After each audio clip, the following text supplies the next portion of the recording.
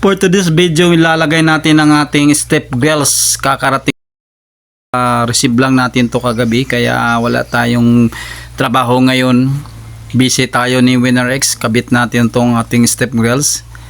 Yan, kung mapapansin nyo, medyo nahirapan akong ilagay dyan kasi medyo hindi tama yung washer na binibigay sa akin yung kasama sa pagbili ko ng step grills.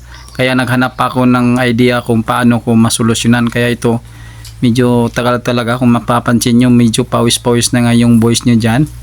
Kakabit, nainis na nga ako dyan kung paano ko pa ikabit. Pero laban lang.